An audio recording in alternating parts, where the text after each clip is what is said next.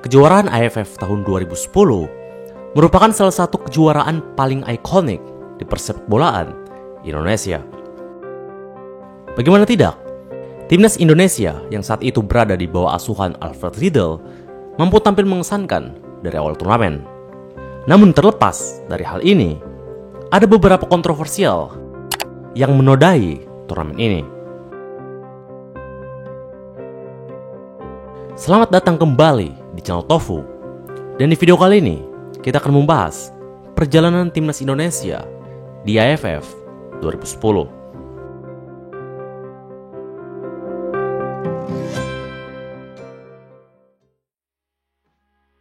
Oke, mungkin kita akan mulai dari membahas siapa saja pemain-pemain yang dipanggil pada kejuaraan ini.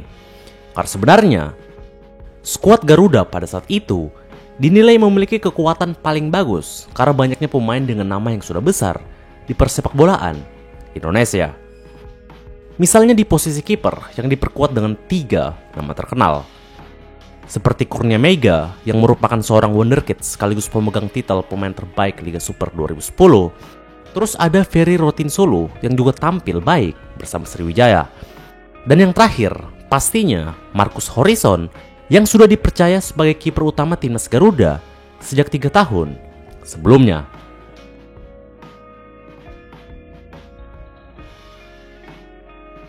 Di posisi belakang dan tengah juga ada pemain seperti Hamka Hamzah, Maman Abdurrahman, Muhammad Nasuha, Firman Utina, hingga Oktoman Yani. Dan tentunya tidak lupa juga di posisi depan yang tidak kalah bagus dengan adanya sang legenda Timnas Bambang Pamungkas dan 2 pemain yang baru saja dinaturalisasi dan sudah dinantikan banyak supporter Indonesia, yaitu Christian Gonzalez dan Irfan Bahdim. Jika kalian melihat semua pemain ini, saya pikir kalian setuju kalau ini merupakan pemain-pemain yang hampir perfect jika kita menggunakan standar sepak bola Indonesia di periode itu. Timnas Garuda tergabung ke dalam grup A bersama Malaysia, Thailand, dan Laos. Di laga pembuka, tim asuhan Alfred Riedel akan berhadapan dengan Malaysia di Stadion Gelora Bung Karno. Dengan banyaknya supporter timnas yang datang langsung menyaksikan pertandingan, tentu ini menjadi kelebihan tersendiri bagi Bambang Pamungkas dan kawan-kawan. Namun ternyata, Malaysia mampu mencetak gol lebih dulu melalui finishing yang baik dari Nosharul Idlan.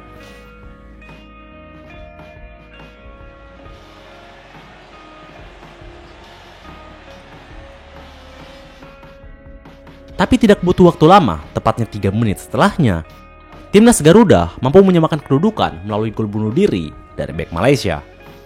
Setelah gol tersebut, pertandingan berjalan semakin sengit. Pada menit ke-33, giliran Christian Gonzalez yang memperkenalkan dirinya dengan mencetak gol tambahan melalui sepakan yang akurat.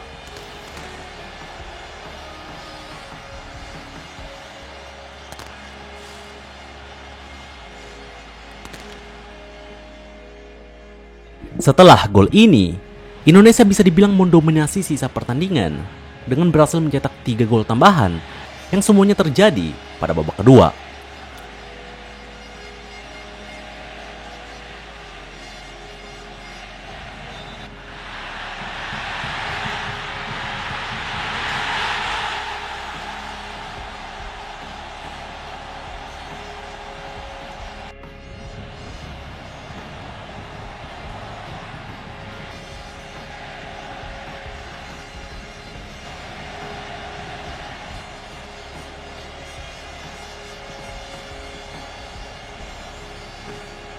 Dan ya, pertandingan akhirnya berakhir dengan skor 5-1 untuk kemenangan Indonesia.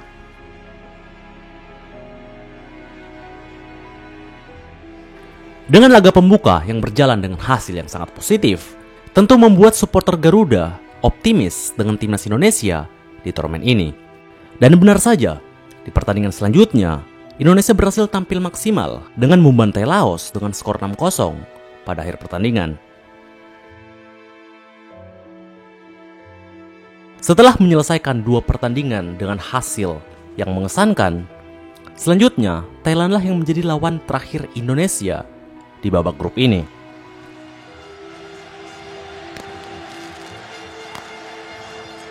Dengan Indonesia yang kembali menjadi tuan rumah, jual beli serangan terjadi sepanjang pertandingan.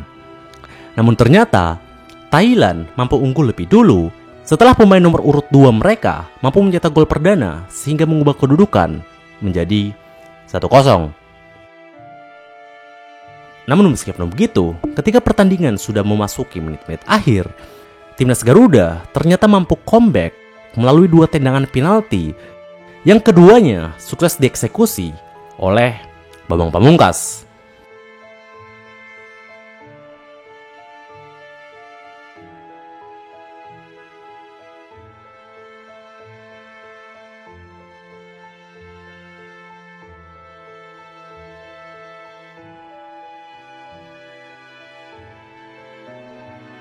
Atas hasil ini, Indonesia berhasil memuncaki klasemen akhir grup A sehingga lolos ke babak semifinal.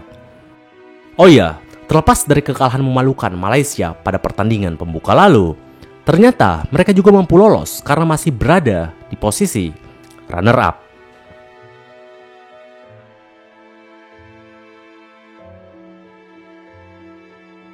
Dan di babak semifinal, Filipina merupakan lawan timnas Garuda selanjutnya. Pertandingan pada leg pertama kembali digelar di Senayan lagi pada tanggal 16 Desember 2010. Oh ya, by the way, pada saat itu Simon McManamy merupakan pelatih tim nasional Filipina. Dan sebenarnya di tangan pelatih asal Skotlandia itu, Filipina ternyata mampu memberikan perlawanan yang cukup intens. Gol perdana Indonesia baru bisa terjadi pada menit ke-32 setelah umpan lambung dari Oktomaniani disambut baik oleh Christian Gonzalez.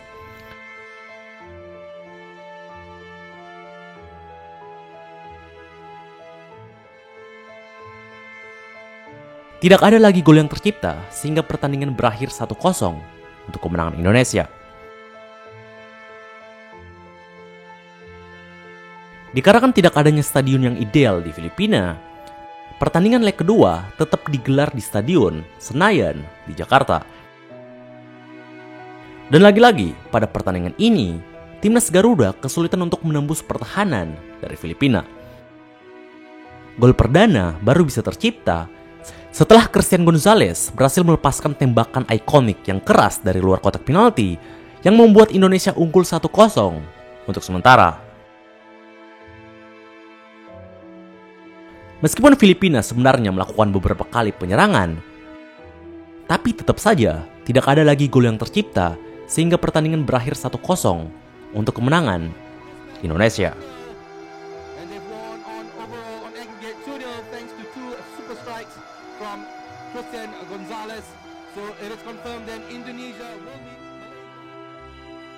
Di sisi lain, Malaysia secara mengejutkan ternyata juga berhasil mengalahkan Vietnam dengan agregat 2-0 sehingga membuat mereka melaju ke babak final juga. Jadi ya, di babak final Indonesia kembali bertemu Malaysia untuk menentukan siapa pemegang piala pada kejuaraan ini. Final digelar 2 leg dengan pertandingan leg pertama dijalankan di Stadion Nasional Bukit Jalil, Malaysia.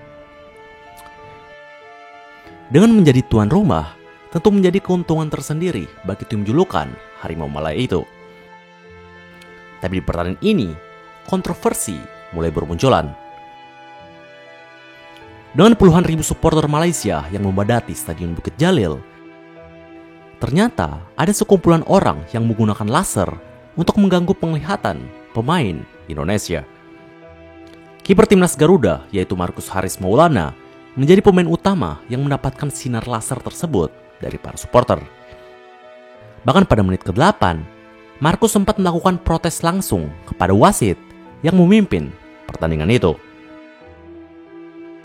Di sepanjang laga, beberapa pemain lain seperti Firman Utina juga sempat terlihat mendapatkan perlakuan yang sama.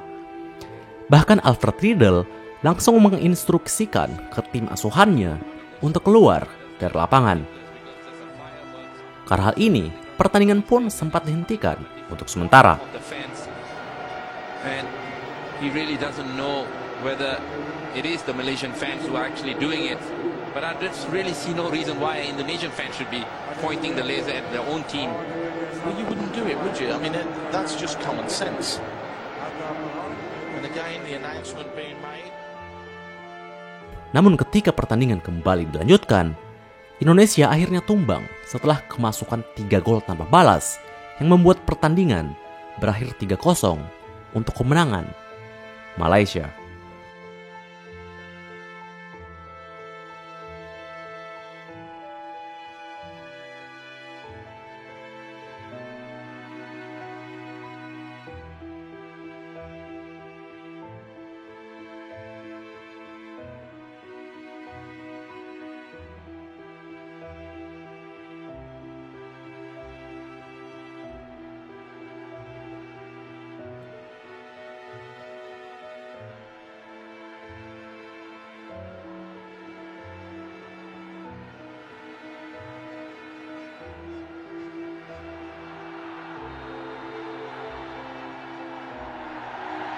And the referee blows the final whistle here at the Bukit Jalil Stadium as you see the Malaysian players.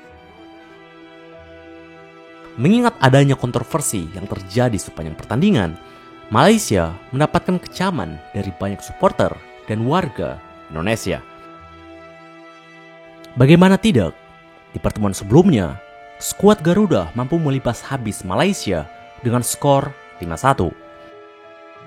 Tapi kali ini, tim Harimau Malaya justru secara mengejutkan berhasil mencetak 3 gol tanpa balas ke gawang Marcus Horizon.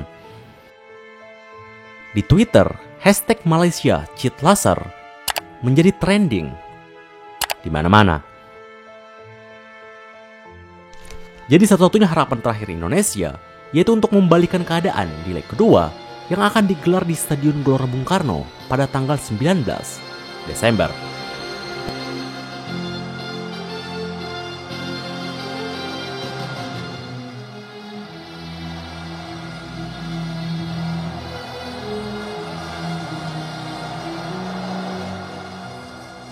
Pertandingan pun dimulai.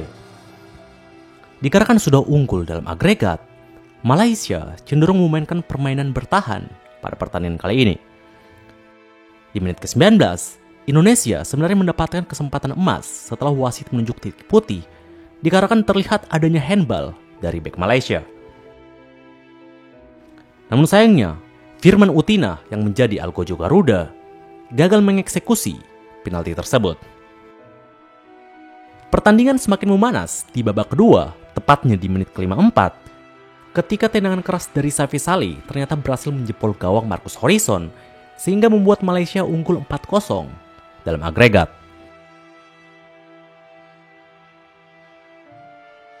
Gol perdana Indonesia baru bisa tercipta di menit ke-72 ketika Muhammad Nasuha berhasil memanfaatkan bola muntah dari kiper Malaysia.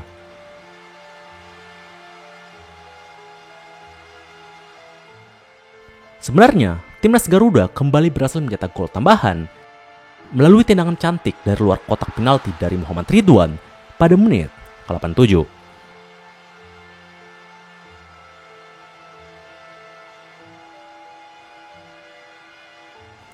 Namun sayangnya, sudah tidak ada lagi gol yang tercipta, sehingga skor berakhir 2-1 atau 4-2 dalam agregat.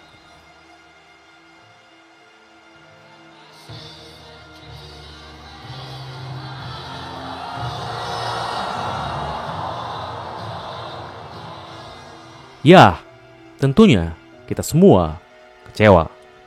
Kekalahan ini mungkin menjadi salah satu kekalahan yang paling sulit dilupakan oleh supporter Garuda. Dikalahkan di final sama tim yang kita bantai di laga pembuka lalu, tentu menjadi suatu hal yang mungkin sulit dilupakan. By the way, saat itu ada juga isu lain yang mengatakan kalau kalahnya Indonesia di final ada juga kaitannya dengan pengaturan skor yang terjadi. Saya pikir kalian juga pernah dengar tentang isu ini. Mungkin untuk topik ini kita akan membahasnya di part 2 video selanjutnya karena masalah yang terjadi saat itu cukup rumit sehingga sulit membahasnya dalam satu video.